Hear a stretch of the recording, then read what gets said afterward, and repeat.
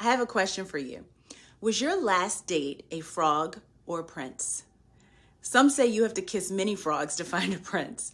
Well, here's why I don't like that kind of thinking. It's all or nothing thinking, and I tell my clients it leads to disaster. And I've even found that out in my personal life and with my kids, helping them date. And it's really just not true. It puts you in a very narrow box in terms of how to approach dating.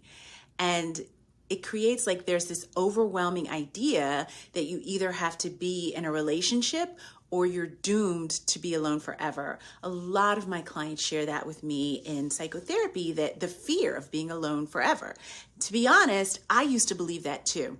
I mean, I grew up on Disney movies and I felt like every date had to lead to a fairy tale romance. And if it wasn't perfect, it wasn't worth pursuing at all. And so this all or nothing thinking, I can tell you, not only set me up for disappointment, but really made me miss out on simply enjoying the company of my dates, right? And once I started to shift my mindset and really focused on building connections, I really found the joy in just connecting with someone else. And I made a lot of great friends. So, and I know hearing that from me, somebody who's been married before and had a great deal of fun with dating and that kind of thing, it probably doesn't sound great coming from me, because people who haven't had that experience, I understand, have this fear of being alone forever. But if you adopt the perspective of just kind of enjoying the moment and making connections with people, my clients have found that they kind of end up finding their romantic partner that way, and then a lot of friends along the way.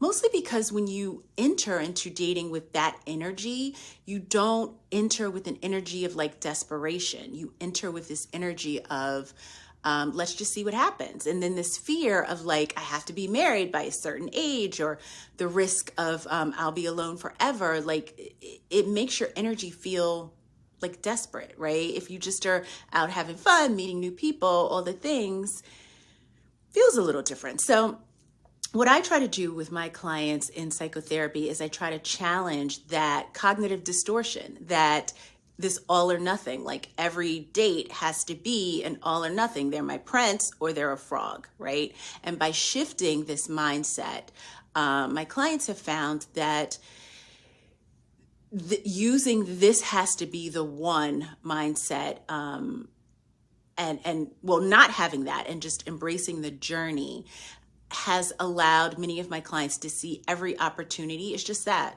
an opportunity to connect.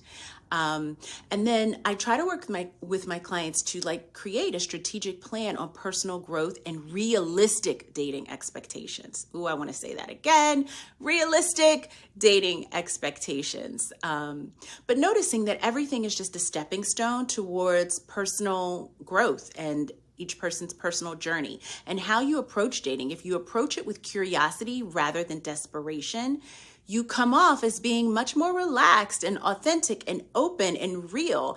And that's what makes people connect to you, not this all or nothing outcome stuff. So I want you to know that your relationship journey is yours to define. If you're tired of feeling overwhelmed by the pressure to be in the perfect relationship or to get married by a certain age, I want to invite you to consider working with a therapist or coach. If you work with me, we'll work together to dismantle those cognitive distortions. And again, like I said, create realistic expectations and help you approach dating with a clear, grounded mindset.